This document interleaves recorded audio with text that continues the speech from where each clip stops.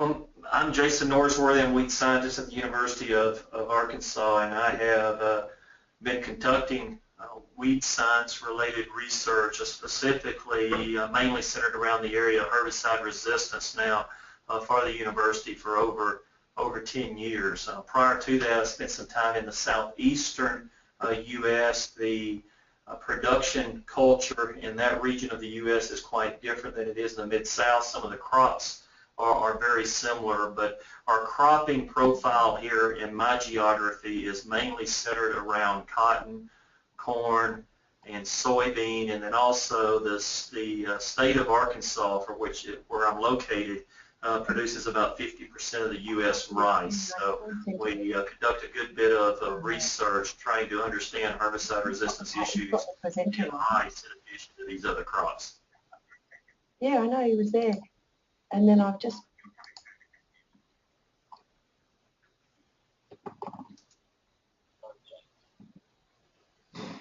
Sorry, Jason, we are just having a couple of little technical issues. We can't see your screen at the moment, but hopefully we'll Can you hear get me? that right.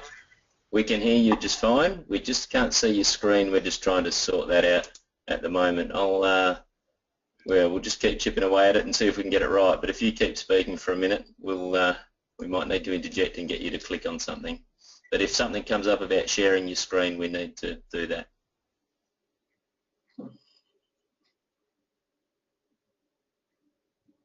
Can you hear us, Jason? Yes, I can hear you. I'm trying to see if there's anything I can click on here that...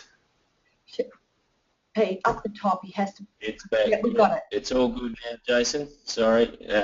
Hopefully it'll stay there for now. Sorry, everyone. Can't have a webinar without a few technical difficulties, but looks like we've got it right. And Jason, you should be able to click through your slides. Sometimes you have to just do one click in the middle of your slide before it will want to advance. But I can see your slides now, so it should be all fine. Okay, sounds great. Well, first of all, again, I appreciate the opportunity to speak to everyone today about the issues that we're confronted with here in the U.S. as it relates to herbicide resistance. And we do have issues outside of the crops, corn, cotton, and soybean, but they will be the main focus of my presentation today, because as I stated earlier, first of all, I think these are three of the crops that really are far-reaching in terms of acreage that we have in the U.S. And the common question that I get when we begin presentations like this, routinely I show field after field for which it's very challenging to find the crop. And I wanted to start with this slide here as a backdrop, because today a large percentage of our fields throughout the Mid-South, and I would even say the U.S. as a whole, a large percentage of our fields are actually very, very clean. And I'm going to talk about how we're achieving these clean fields. And unfortunately, some of these practices are not sustainable. And I will go through and have a very candid discussion about what we're doing within these fields. But for the most part, within the Mid-South where I'm located, we did have some very ugly crops back in 2008 through 2012. I'll show you some photographs in a few moments as it relates to that. But overall, we've had a very productive crop for the past several years. I want to turn to the next slide here and just look at corn acreage in the U.S. And we're going to set up kind of how we progressed over the last probably 10 to 15 years with some of the resistance issues. And this slide was actually taken, the figure is taken from our U.S. Department of Agriculture, and this is the 2015 corn acreage in the U.S. And what it says here is 89% of this crop is herbicide resistant, and ultimately what it should say is of the 89% that's herbicide resistant, basically 100% of that is Roundup Ready. And I just focused in on the state of Wisconsin, and the reason that I want to focus here just for a moment on the state of Wisconsin is there's a lot of emphasis within the U.S. currently around atrazine and the use of atrazine within corn, and it's been a staple of our weed control programs now for probably 45, 50 years. The use of atrazine has been. But because of the environmental regulations, the state of Wisconsin actually has banned, there's regions of Wisconsin for which atrazine cannot be used in corn, and as an alternative, growers have relied heavily upon glyphosate. And I think the take-home point from this has been, if we look at the state of Wisconsin here within recent years, they've had a rapid increase in glyphosate resistance because the use of atrazine as an alternative within corn has been removed. And now growers are heavily using glyphosate within corn. And we see the other areas here throughout the Midwest that would be heavy corn acres, and again, heavy on the use of glyphosate. But as I go to the next slide, the issue I think we're really confronted with is that we're rotating that Roundup Ready corn acre with a Roundup Ready soybean acre. And in the U.S. in 2015, 94% of our herbicide resistant, or 94% of our soybean acres were herbicide resistant. And that resistance trait, about 86 to 80% of that would be comprised of the Roundup Ready trait. And again, what you see here is a lot of overlap between corn and soybean, two crops that are commonly rotated, and repeated use of the Roundup Ready trait, and hence most likely the use of glyphosate. Just to point out again, my geography and where I'm going to be mainly focusing on today is going to be the region here which we call the Mississippi Delta region. I'm using the cursor here to kind of point to this region, and heavy production of Roundup Ready soybeans, and then with that we also have cotton, especially northeast Arkansas, and most of our cotton for the last several years has been heavy around the use of glyphosate or the Roundup Ready technology. And within the U.S., our cotton acres are basically broken into three different regions, and I have those regions designated here on this figure. Now going back to 2005, and I will mention here in a few moments on the slide, but 2005, the first glyphosate-resistant Palmer Amaranth was found. That has been the major weed for us that's dictated our weed management programs.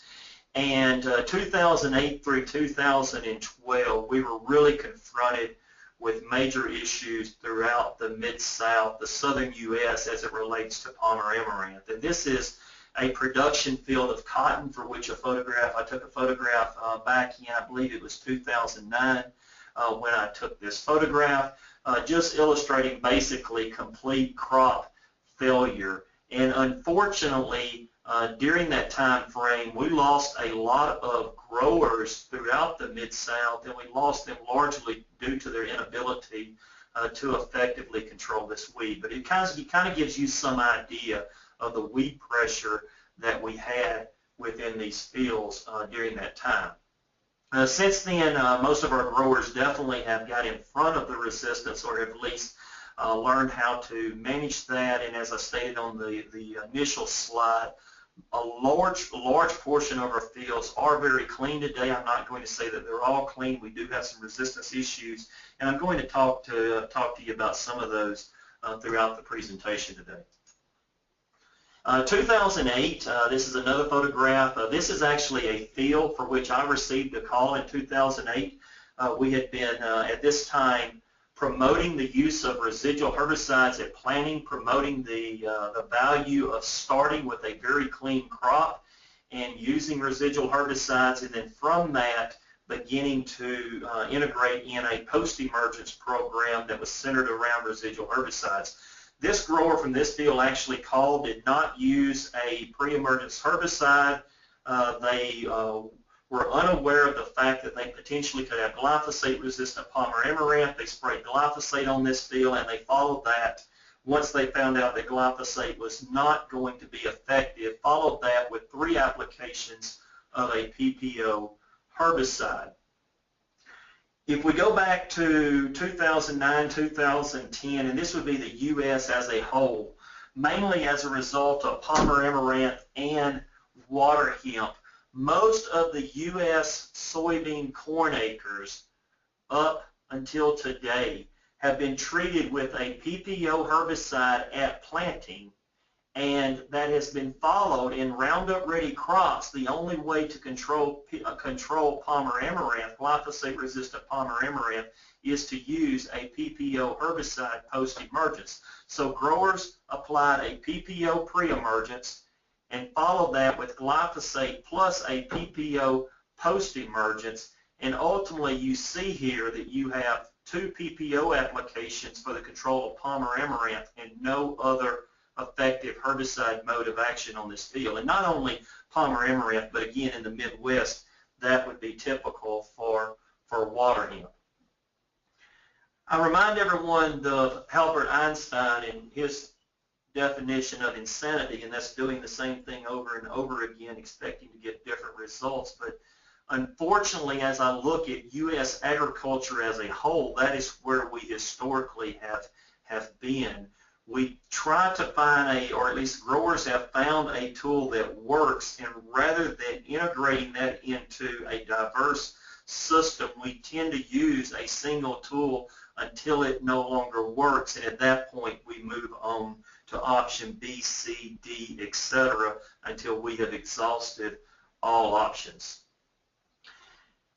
Here's a field of Palmer Amaranth, a soybean field in eastern Arkansas. This photograph was taken in 2015, and if you look closely to this photograph, you may be able to see the soybean plant within this field. This is a production field of soybean, and I'm sure there's many that are listening to the presentation today that are saying, well, obviously this grower is not one of the better growers within Arkansas or the U.S. as a whole. And if you were to think that, you would actually be very much incorrect. This is a conventional soybean field, and in 2015 we found our first PPO-resistant Palmer Amaranth, which should not be surprising considering again the fact that we were using PPO herbicides pre as well as PPO herbicides post. The same farmer in 2015 that lost this field also set a state record in Arkansas for soybean production. Had the highest yield on record, not only in 2015, but the record prior to that was broken by this same grower, and that was 108 bushels per acre. So this grower is very knowledgeable on how to produce a high-yielding soybean crop. However, again, he did not understand the fact that he had PPO resistance and ultimately lost these conventional bean acres here. When we look closely at the Palmer Amaranth that we have today here in the Mid-South, this population here and other populations throughout the Mid-South are resistant to the ALS chemistry, the dinitroalanine chemistry, glyphosate, and the PPO herbicide. So we have lost 4 effective modes of action for use in controlling Palmer Amaranth in soybean, and unfortunately today a grower having this population here would be unable to grow Roundup Ready soybean or even conventional soybean in this field. It's just impossible to do it. The grower was actually convinced by a seed company in 2016, this past growing season, to try to grow Roundup Ready soybean in this field, and was assured that the grower could do that by a seed company, and unfortunately that grower was not successful, and about 2 months into the growing season that grower had to destroy his soybean crop and replant that crop to the Liberty Link trait, which allows for the use of glyphosate within that soybean crop. So I had to plant a different trait or a different technology within this field in order to be successful. When we take a look at PPO resistance today in the Mid-South, there are 5 states. Again, this would just kind of be the southern U.S., the region that we have just within the last 12 months. These are the counties that are colored in orange and red that I'm circling here that have PPO resistance.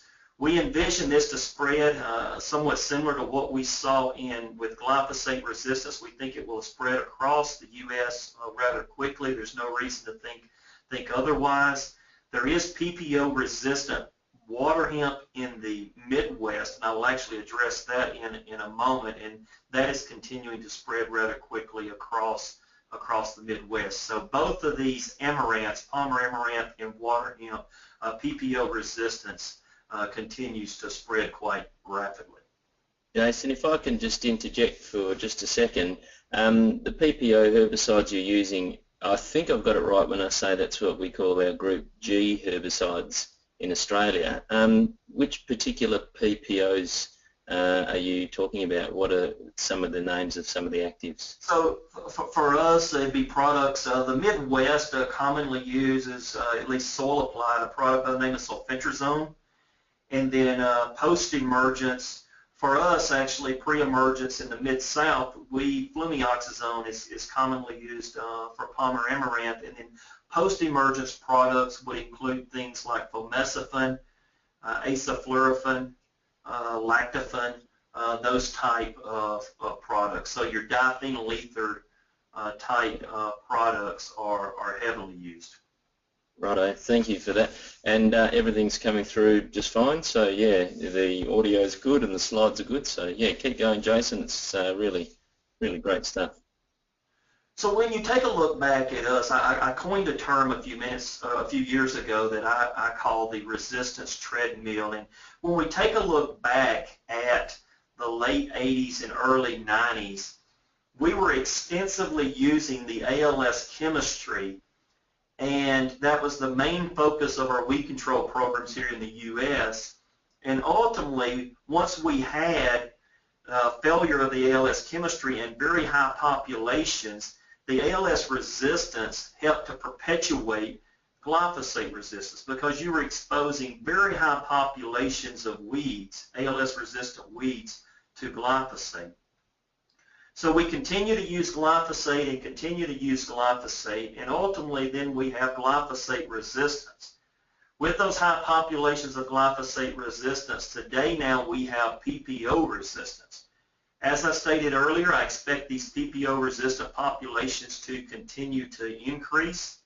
On a lot of these farms, we wait until we have populations, for the most part, until we realize that we have resistance and decide to do something differently. So the question that I commonly pose to growers and to other audiences is, now that we have PPO resistance, what other loss of herbicide chemistry is that going to result in?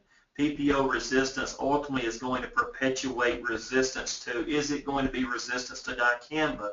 Is it going to be resistance to glufosinate? We're likely to lose another herbicide as a result of losing the PPO chemistry. And I think the take home from this is, as we continue to go through these herbicides, we're ultimately creating this multiple resistance within these driver weeds.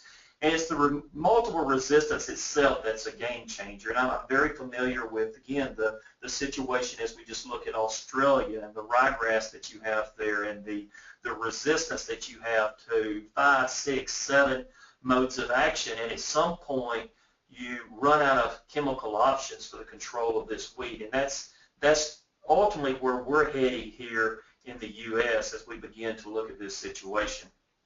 In 2015, it was, I think, December the 4th or 5th of 2000, and actually I guess it'd be a year ago today, I had an opportunity to meet with the American Soybean Association and make a presentation to them on herbicide resistance. And at the end of that presentation, having summarized the current status of resistance here in the U.S., this individual here, Eric Maupin, who is a farmer from Tennessee, he walked to the front of the room, and as the American Soybean Association representative to Tennessee, he spoke to the group. And I want to quickly just share with you what he said. And his thoughts were, he said, "We are quickly approaching the day here in the U.S. when we will be unable to grow soybean because there are no effective herbicide options." And it's quite unfortunate that we live in the country that we do, and we have all the amenities that we do within this country. But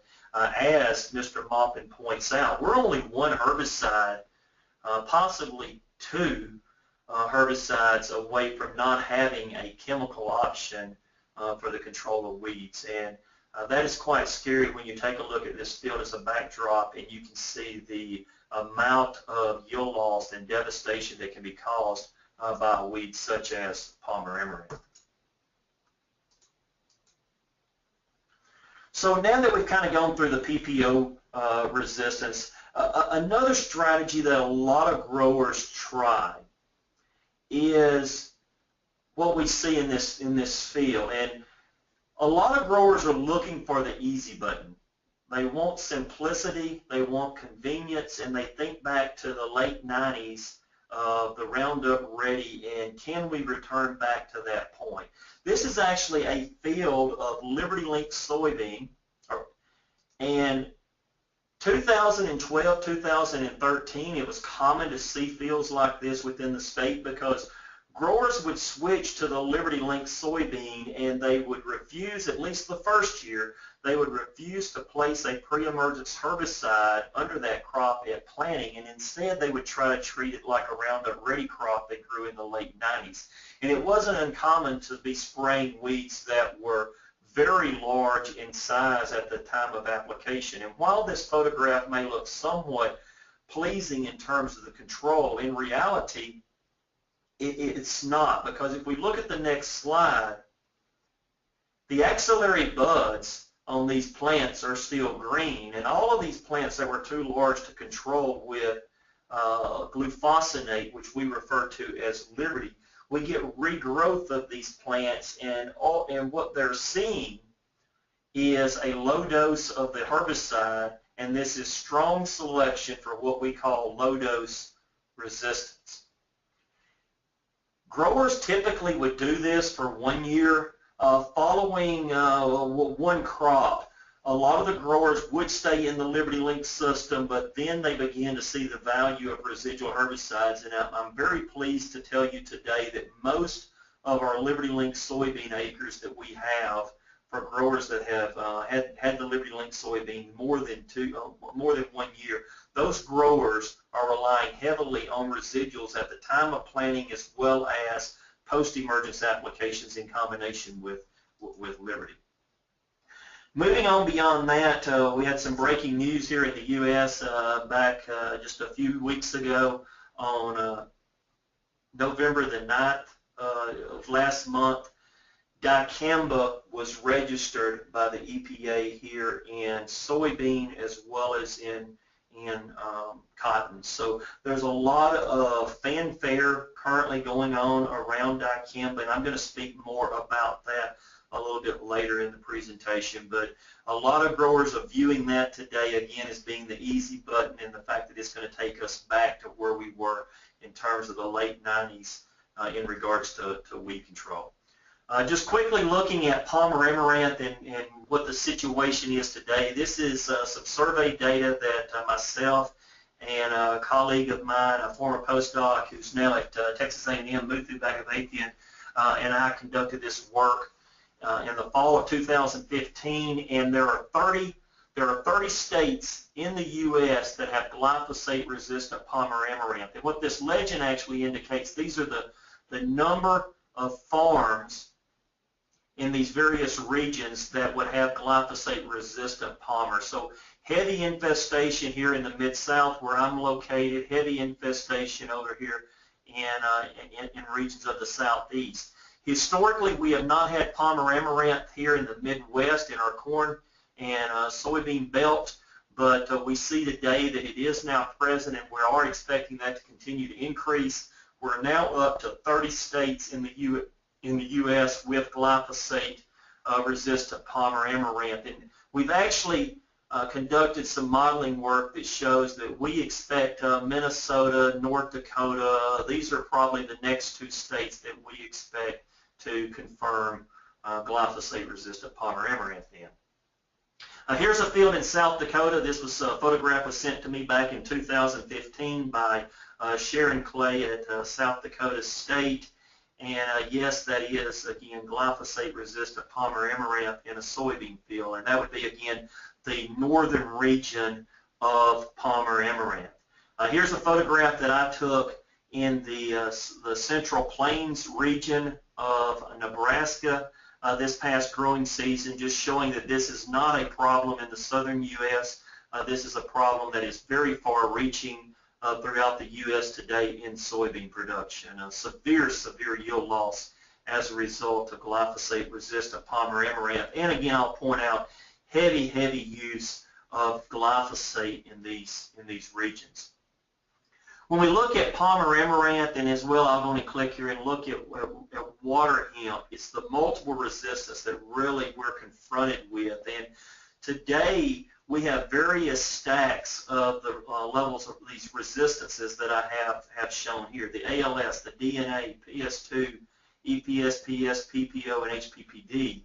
And if we look at Waterhemp, it really isn't any different other than the fact that we don't have DNA resistance, but we do have auxin resistance. And I think the auxin resistance is quite intriguing in that we're looking at Monsanto bringing forward an auxin technology to soybean and auxin technology to cotton. And again, we already have resistance within Waterhemp to some of the auxin chemistries that are out there today. So it's going to be quite interesting to sit and see where this goes from here, having resistance already in some of these fields. So what post-emergence options do we have? Today, mainly our growers are having to rely, where you have widespread multiple resistance, they are having to rely heavily on glufosinate. They will have Dicamba as an option. Some of these growers will as they move forward in 2017. And I'll speak more about that here in a moment. One thing that our growers, I believe, struggle with is proper survey data to understand that they have resistance. A grower that does not understand that the ALS chemistry isn't working, that the PPO chemistry isn't working, that glyphosate isn't working, that DNA isn't working, without that knowledge, a grower cannot make an informed decision when it comes to developing a weed control program. This is actually a farmer in eastern Arkansas, and this field we actually surveyed last fall, and we know we have resistance to the ALS chemistry, the dinitroaniline chemistry, to glyphosate, and also to the PPO. And this farmer went out at planting and sprayed paraquat plus chlorimuron plus flumioxazin plus metribuzin. The chlorimuron, the grower saw no benefit because of ALS resistance. The flumioxazin, the grower sees no benefit on Palmer Amaranth because of the resistance. There was only really one product here, that being the metribuzin, that had activity on this acre. This is a photo that shows you just typically what we're confronted with throughout the growing season. This photograph was taken 14 days after applying a herbicide at planting, and the photograph is quite small. Actually, it's what, 12 inches by 12 inches, or 1 square foot. And if we take a look at the stars, and I'll see if I can back that up. From a distance, it's not obvious that this field is heavily infested, but once you begin to look closely, this field is heavily infested with Palmer Amaranth, meaning our pre-emergence herbicide was somewhat ineffective, and there's 40 plants per square foot. This field was then treated with glufosinate. This is what would be typical for most growers that would plant the Liberty Link soybean, and at that point, this grower was asking glufosinate or Liberty to kill 1.7 million plants per acre, or that would be approximately, what, 4 million plants per hectare is what the grower is asking out of a herbicide. That is tremendous selection pressure on the post-emergence product for the evolution of resistance. Here's a field in the Midwest. This is in a field from Nebraska, Waterhemp, just kind of illustrating what our growers in the Midwest are confronted with in Waterhemp. This is ALS-resistant, PPO-resistant, glyphosate-resistant Waterhemp. And this field was actually treated multiple times with ALS herbicides, with glyphosate, and with PPO chemistry, this grower not knowing that he ultimately had resistance to those 3 modes of action. Probably talking in excess of 50% yield loss after spending an exorbitant amount of money to try to control this weed. When we look at the U.S. today, our main region of corn and soybean production here in the U.S. is heavily infested with glyphosate-resistant Palmer Amaranth. You see the state of Illinois, Iowa, and then also here Missouri and regions of Nebraska is where we have our greatest infestations of Waterhemp. My colleague Aaron Hager at the University of Illinois has done some survey work over the past several years, and I know he's just recently in the process of completing some 2016 survey, but it just shows with this how we've gone from having minimal infestation of glyphosate-resistant Waterhemp in the state of Illinois. In a matter of 4 years, almost every county in the state of Illinois is now infested with glyphosate-resistant Waterhemp. So this is a weed similar to Palmer Amaranth that moves very quickly across a vast geography. In addition to that work, he and Pat Trownell have done some survey work where they had 295 fields, and in these fields they confirmed that 100% of the fields contained plants that were ALS resistant. 72% of the fields had weeds that were Waterhemp that was glyphosate resistant. 67% had PPO resistant, and I think the take home here is the fact that you have multiple resistance. And if you look at all three chemistries combined, 52% of the fields had plants that could not be controlled with any of these three modes of action. Another weed that we commonly deal with is in the Great Plains region is kochia. This is glyphosate-resistant kochia. Another problem that we run into with kochia is that we're also beginning to see dicamba resistance in kochia, and I think the stack of glyphosate resistance on dicamba resistance is going to be very challenging for growers as they begin to possibly adopt the dicamba soybean technology that's coming out in 2017 across vast acres. Here's the glyphosate-resistant kochia situation. Grow a lot of soybeans here in North Dakota and Minnesota in this region, and as I pointed out, glyphosate resistance is pretty heavy in that region. These other areas here would not be heavy soybean production areas for us here in the U.S. More cereals would be produced in these regions. When we back up and look at this from a global perspective, as of yesterday, there's 36 glyphosate-resistant weeds that occur globally. In the U.S., there are 15 glyphosate-resistant weeds. I don't think that should surprise anyone, considering that the U.S. is probably the most heavy users of the herbicide glyphosate. What did surprise me yesterday, Pete, was as I looked at this, was Australia was actually second to the U.S. in terms of resistance, glyphosate resistance.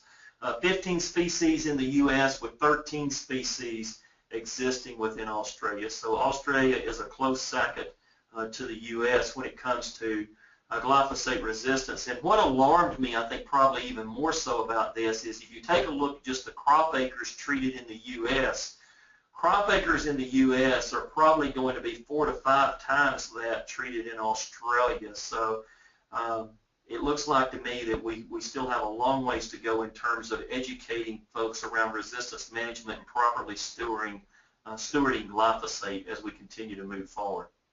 Just correct me if I'm wrong though, Jason. I think what I've seen in Australia is we broke a lot of other herbicides and now we're starting to have glyphosate resistance. I mean, that's not 100% true, but you know, in most areas, other herbicides broke first, and then glyphosate was our big problem. But from what I've heard you say, is that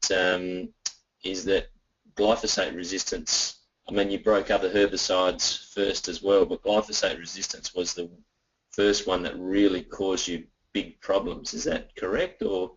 No, I think it's a combination really, as you indicated there, ALS resistance, and it's not only ALS resistance in Palmer Amaranth, but as we go back to the mid to late 80s, early 90s, soybean weed control in the U.S. was heavily oriented around the ALS chemistry, and we broke the ALS chemistry, and in doing so, you place tremendous pressure on the next herbicide to follow. And not only did glyphosate follow for us in regards to burn down, but it also followed as an in-crop application. And glyphosate, very, very low risk for resistance, but once you place it on millions of acres and you already had failure of the ALS chemistry, so you have very high soil seed banks in these instances in which the chemistry failed, there was tremendous selection pressure. And I guess my argument here is this is a reoccurring theme for us as we move forward. We have a tendency to break a herbicide and then move on to the next silver bullet or the next solution. And in doing so and focusing solely on that tool, it's rather short-lived. And at some point, with the lack of discovery, actually I have a slide that I like to use in a lot of my presentations, and it's a poor girl falling over a cliff. And we're climbing a mountain, and it's these mountain of herbicides, and we're steadily disposing of them as we have resistance, and at some point we get to the top, and we're going to fall over the other side because there are no new tools coming. Yeah, and I think we had similar experience here with other herbicides, and then I think eventually a tipping point comes and growers start doing things other than herbicides, and then we started having a win. But I agree, and I want to talk more about that in a moment because I do think we're rapidly approaching that day. As I look now going into 17 and even 17 to 2022, we have several soybean traits. In the U.S., weed control, unfortunately, is really trait-driven. It's herbicide technologies or traits that drive the herbicides that are placed on the acre. And when I look at soybean from 17 to 2022, we're going to have a lot of options. You know, growers, Roundup-ready soybeans are no longer under patent, so the seed can be kept and grown the following year. You have Liberty Link soybeans. Roundup Ready Extend soybeans are now available. Here within the next couple of years, we will have Roundup Ready Extends stacked with Liberty Link. And the Extend, for those of you that aren't aware, Extend is the Dicamba trait within soybean. Dow AgroSciences has the Enlist trait. The Enlist trait is a stack of glyphosate, 2,4-D, and glufosinate. We have the Balanced GT trait, which is an HPPD trait stacked with glyphosate. You have the Balanced GT trait stacked with the Liberty Link that's going to be coming out probably here in the next, we would expect probably the next 2 to 3 years. Syngenta and Bayer have an MGI trait, which again is another HPPD trait stacked with glufosinate. It's also going to be stacked with Roundup Ready. It's going to be stacked with Dicamba. And then lastly, I have conventional beans. Today in the U.S., probably 8 to 10% of our soybean is conventional, and our growers here in the U.S. receive a premium for planting conventional soybeans because those conventional beans are able to go back into non-GMO turkey production, non-GMO broiler chicken production, so there's premiums associated with that. Someone may be asking at this point, why do I have everything colored orange except for Liberty Link and conventional? And the reason that I have everyone colored orange except Liberty Link and conventional is that all of these traits contain glyphosate. The glyphosate or Roundup Ready trait is in each of these, and I guess the point is moving forward, glyphosate, we continue to breed for glyphosate, and mainly at this point is it offers us some grass control within these crops, and so there is a tremendous interest in it. Also, it is off patent, so there's not a lot of royalties, I believe, associated with the Roundup Ready trait, and that's why folks continue to incorporate it into their breeding. And then when we look secondly over to the right, this is the same setup. What I've colored here to the right as orange are the traits that would have the Liberty Link system in them or the glufosinate tolerance within them. And I do envision going forward that glufosinate is going to be a major portion of our weed control programs in soybean. Having said that, I do see the dicamba, at least here I think in the short term, dicamba, there's tremendous interest in the use of dicamba within our soybean production systems, especially considering the fact that, again, last month there was a federal registration. One thing that we have to caution folks about here in the U.S., I think they don't realize that we have already pre-selected for dicamba resistance within our cropping systems because we routinely use dicamba in corn. Here's an application. This photograph was taken this summer. This is an application of dicamba in corn, a late application made to large Palmer Amaranth, and that Palmer Amaranth survived. This is what we call a low dose, a large Palmer Amaranth, a low dose selection.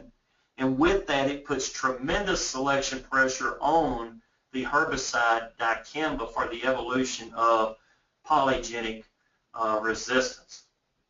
I've conducted some research here at the University of Arkansas, very similar to some of the work that Steve Powell's group has done there in Australia. We just recently completed this, and it should appear in the next issue of Weed Science, where we took a population of Palmer Amaranth, an unselected population, and placed a full rate of dicamba on that population, and we were able to achieve complete control.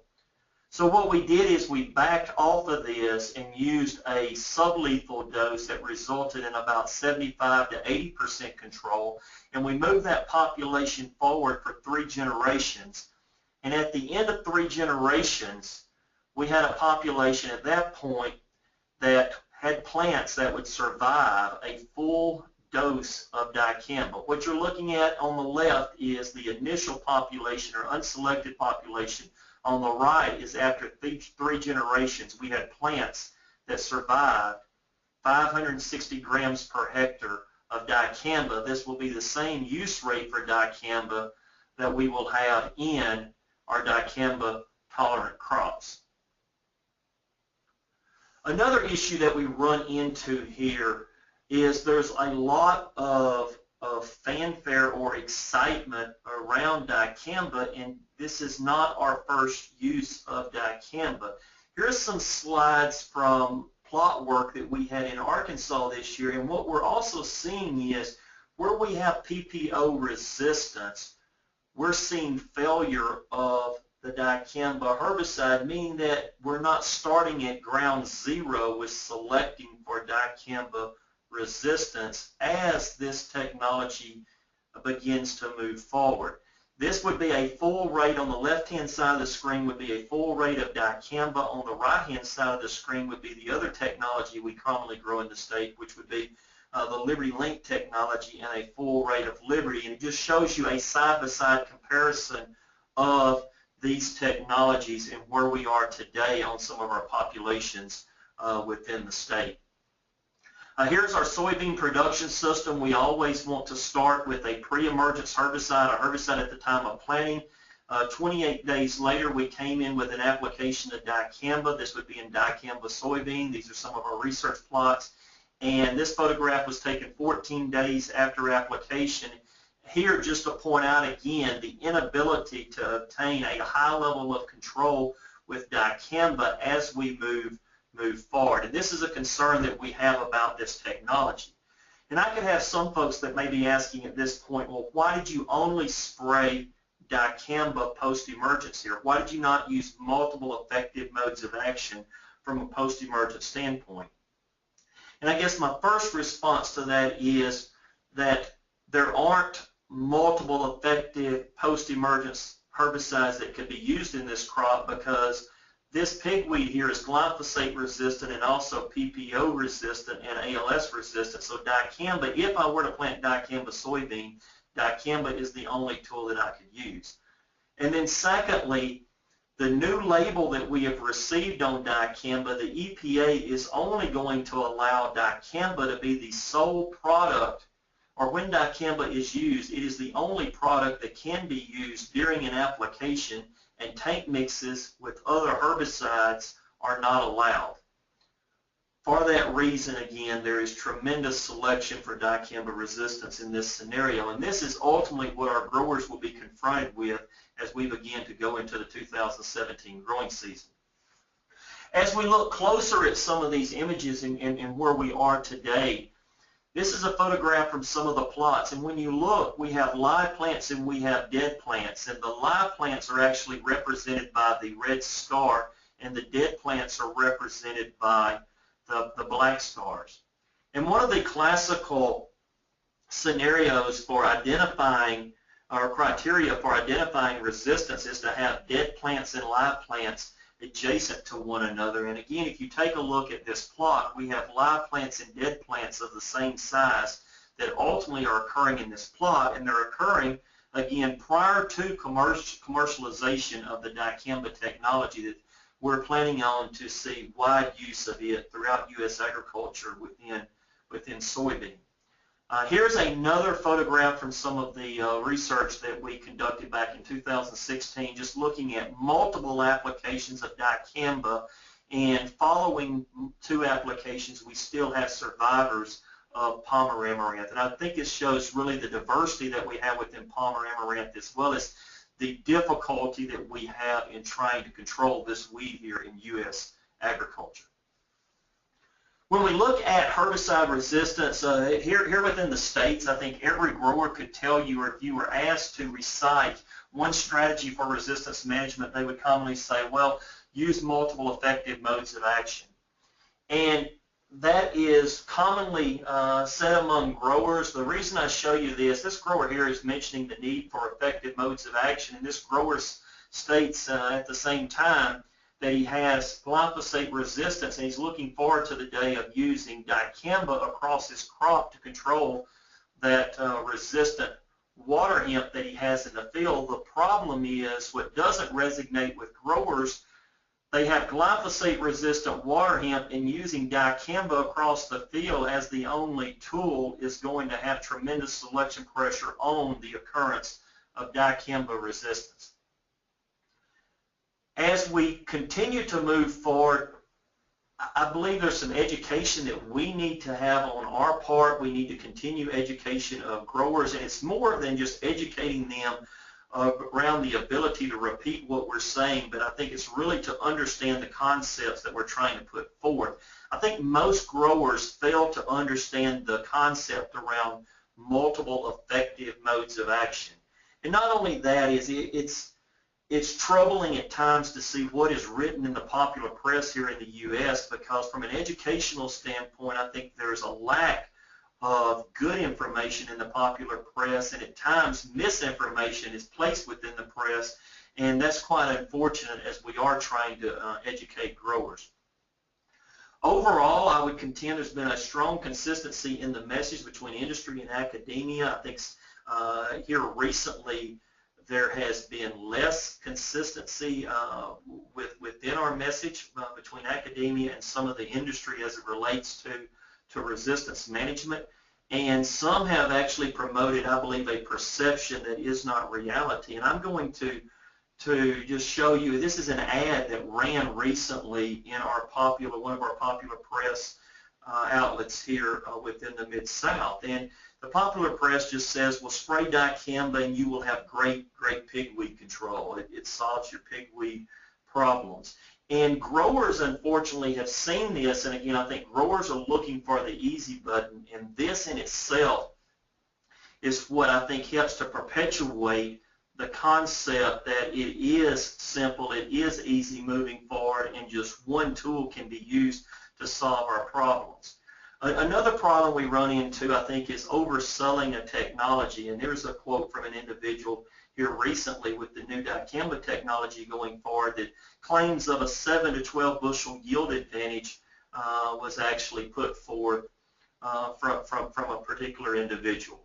But when we actually have a chance to look at university data, and this is some research coming out of the University of Wisconsin, I'll point to the bottom here, the university data doesn't necessarily match what is being put forth in the popular press. And here what it states is, even though there have been claims of higher yields for the Dicamba soybeans, the new technology that's coming forward. It is a good technology. However, the University of Wisconsin came to the conclusion that the Roundup Ready soybeans in the market today yield greater than the Dicamba soybeans that are coming into the market.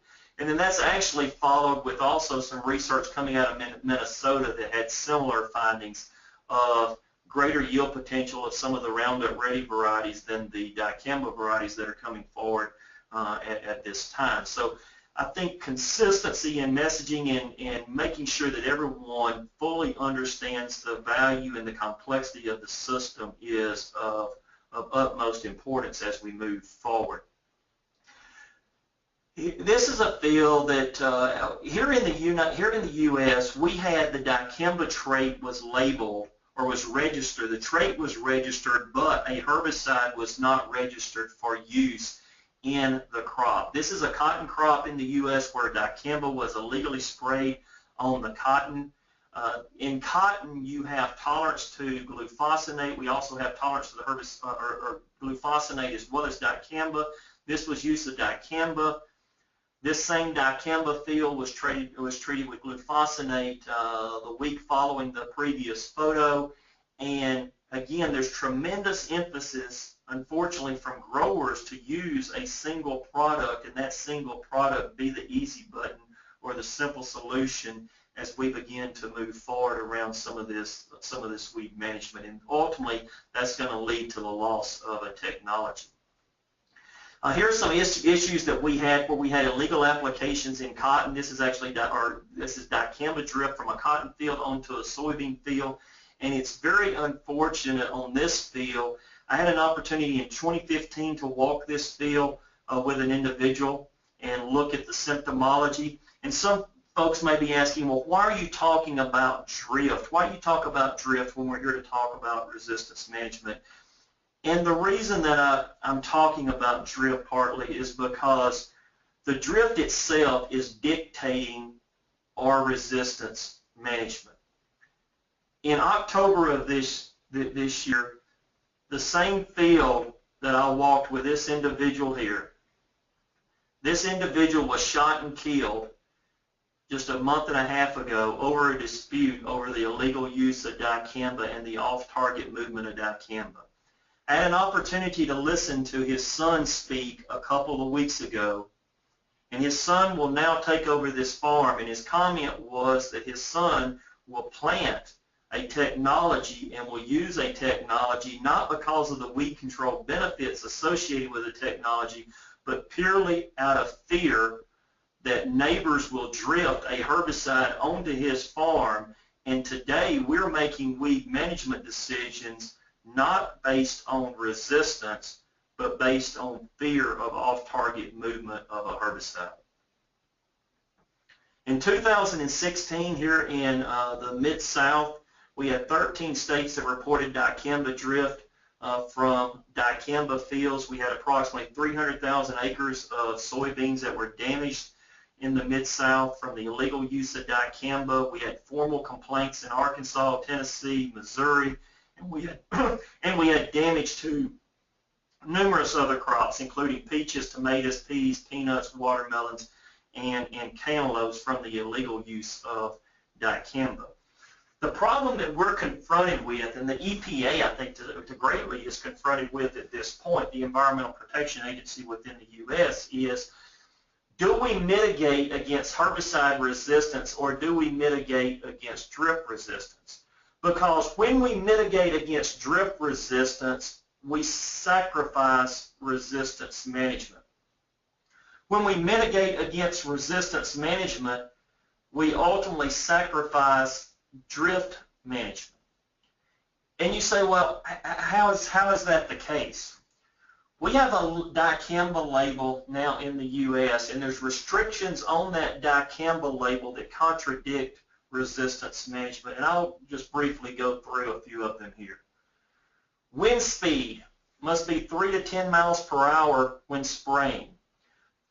Currently, in the state of Arkansas, if we go back and look at historical weather data, that means in the months of April and May, we can spray a field less than 10% of daylight hours we could spray a field.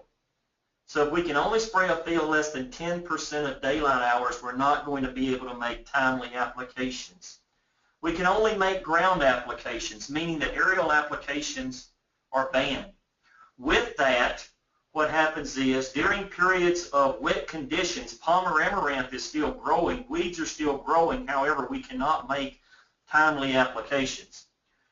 We cannot spray dicamba if rain is forecast within a 24-hour period.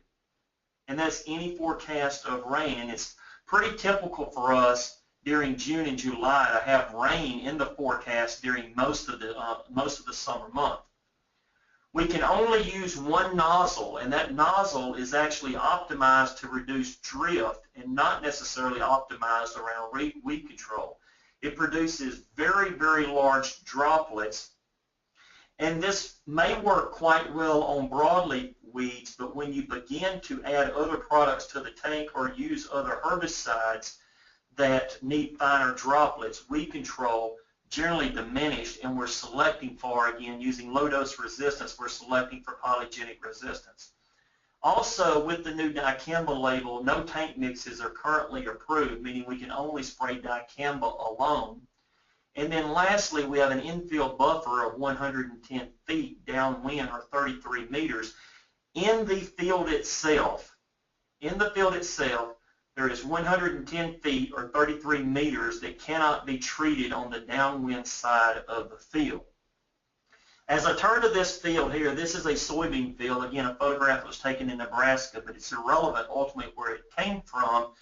If you have 110 feet and you have a PPO-resistant Palmer Amaranth, an ALS-resistant Palmer Amaranth, a Glyphosate-resistant Palmer Amaranth, there are no chemical options, post-emergence options for controlling that Palmer Amaranth in that buffer if a grower were to plant the dicamba soybean and then again be forced to use the dicamba technology. So that's where we are.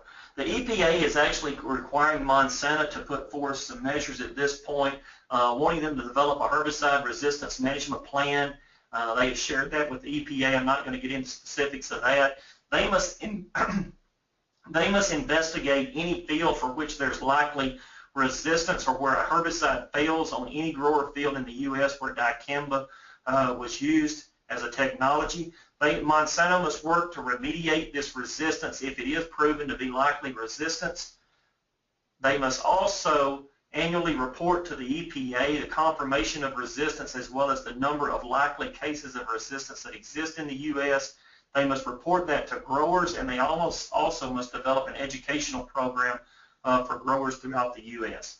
Now I want to quickly turn, and I just have a few more minutes left, and it is my opinion, based on the work that I see and as I travel, that we're not going to solve this problem of herbicide resistance by just thinking solely that we're going to spray our way out of this problem. It's going to take an integration of multiple tactics. And I personally believe that harvest weed seed control is something that we need to be utilizing widely across U.S. agriculture to help our fight in herbicide resistance. I've been conducting research now for probably going on 5 years around narrow windrow burning. Here's the use of narrow windrow burning in soybean. For $200 US, we can build a chute and very effectively use narrow windrow burning. We have widely tested it. We've observed greater than a 400 degrees Celsius temperature in these burns, and we've also documented that it controls all weed species, seeds of all weeds that are present within these narrow windrows. We are beginning to see some adoption, and Pete mentioned a few minutes ago, well, when growers are really confronted with very few options, they begin to do things quite different. And I always contend that growers are some of the brightest individuals out there, and they're always looking at new strategies and new ways of doing things, especially when they have little to no options left. Here in Arkansas, I am proud to say this is our first year that we had growers adopt the narrow windrow burning system. It caught some publicity. It's appeared in the popular press, articles throughout the Mid-South. And I would just say in Arkansas, we probably had upwards of 20 to 25 growers that utilized the narrow windrow burning technology or concept for the first time this year in soybean. Just a couple of weeks ago, Michael Walsh came over and we had an opportunity to test the integrated Harrington seed destructor. This is a stationary version that we were testing here in Arkansas, and just quickly moving through some slides showing the use of this. And there you can see Michael coming up and again catching the material that's coming out of the chaff that was laced with weed seed. And I'm very excited about this technology. Here is actually a close-up of some Morning Glory seed that went through the integrated Harrington seed destructor. There's also been some work around the Palmer Amaranth. We included Palmer here, but the toe-behind unit that Ray Harrington developed in Australia, Adam Davis has been evaluating it in Indiana and has found greater than 99% of Palmer Amaranth or Waterhemp seed can be pulverized, so it's going to be very, very effective also on our pigweed seed. And then lastly, as I bring all of this to a close today, I think my question back here is, I think most folks ask, really, what is reality? Where are we in U.S. agriculture today? I'm going to summarize by saying that I really don't see any simple solution on the horizon. The answer to resistance management is complex. I think a lot of growers do not want to hear the word complexity, but in reality it is complex, and there is, again, no simple solution or easy button as we move forward. Resistance awareness exists. It exists among growers. I think they are able to recite some of the points that we put forward. I do believe that most growers fully do not realize the extent of these concepts and what they mean when it comes to utilizing multiple effective modes of action and the importance of understanding to what they have resistance within a field prior to making a decision on which herbicides they will apply within a field. Changes in weed management practices have been quite reactive in U.S. agriculture for some time now, and as I look at us moving forward, I do see us repeating history, and I think we're about to move back to the late 1990s where, again, there is tremendous focus around just a single herbicide, partly because the growers have no option of tank mixing that herbicide with any other tool, and hence when a grower does make a decision to use a particular herbicide such as Dicamba, that is the only tool that they can use with that application. And I do think growers are going to be very unreluctant with commodity prices where they are to make multiple trips across these production fields. So with that, I'm going to conclude my presentation, and again, I'm very thankful for the opportunity to come and speak to the group today, and I'm also very grateful to the group of excellent students, postdocs, and technicians that I have here at the University of Arkansas that make a large portion of this possible.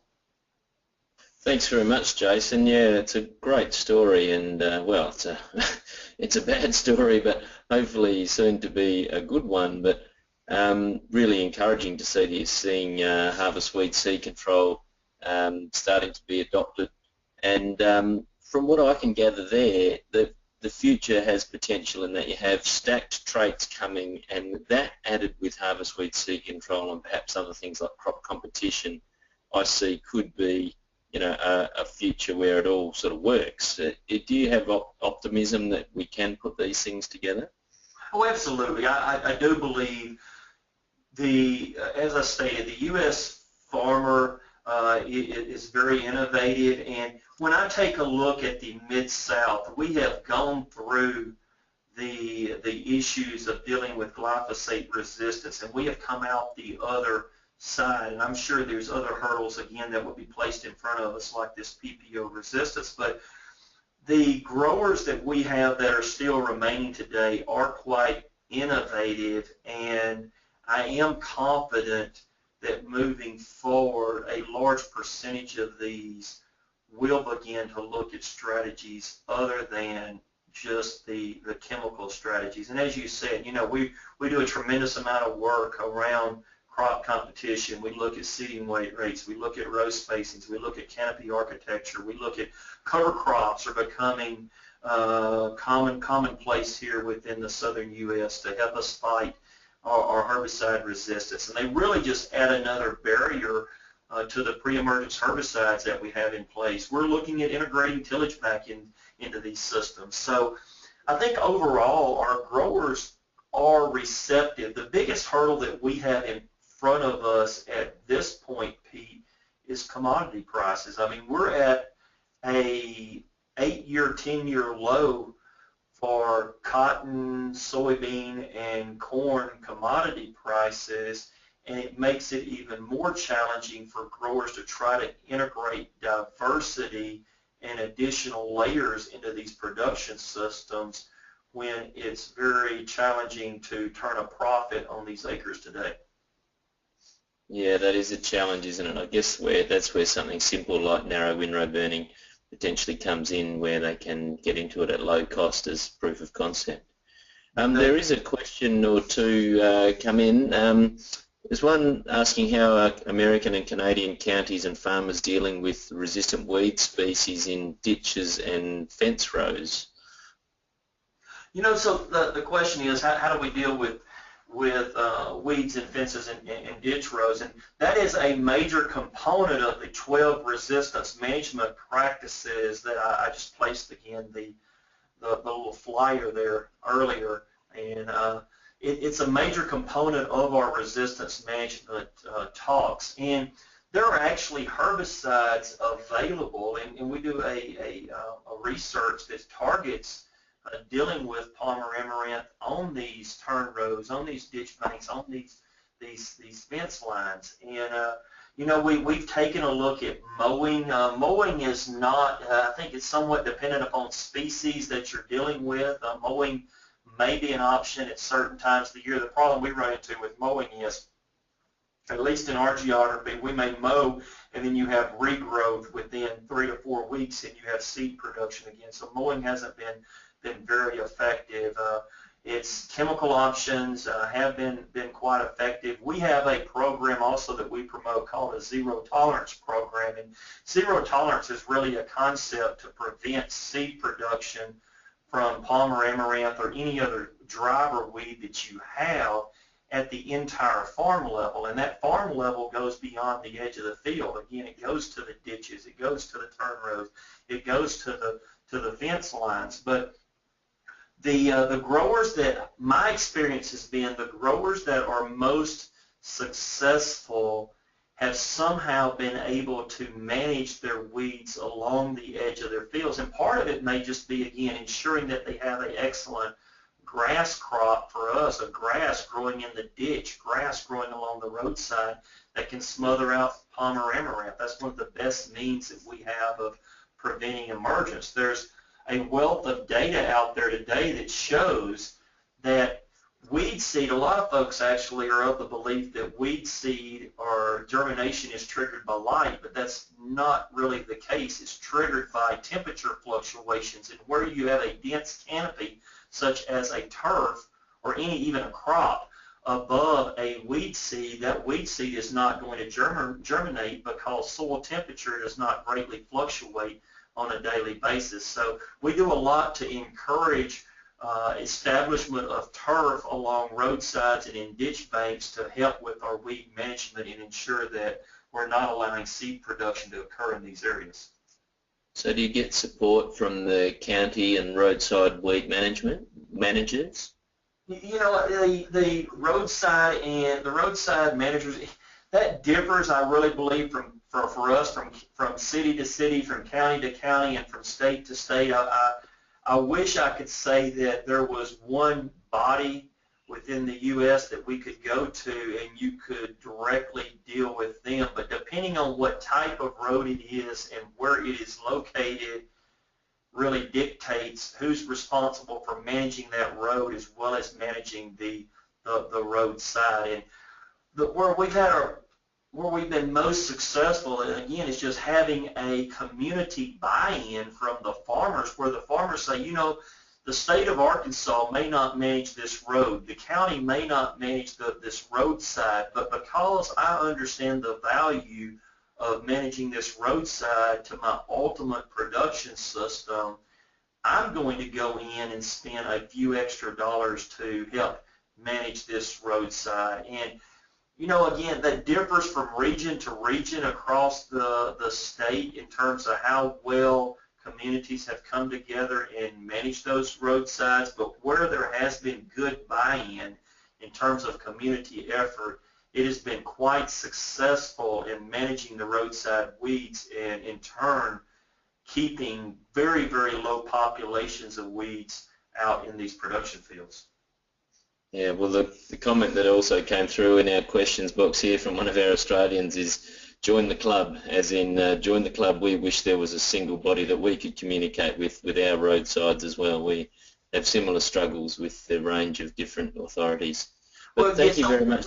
Yes, sorry. just another point on that. You know, we did some survey work, I guess it was 3 years ago, 4 years ago now, and we surveyed roadsides in Arkansas, and what we found is most of our agronomic weeds existed along roadsides in Arkansas during the fall of the year. They were producing seed during the fall of the year, and most of those weeds that existed along roadsides were resistant to most of the herbicides that we were using in our row crop production.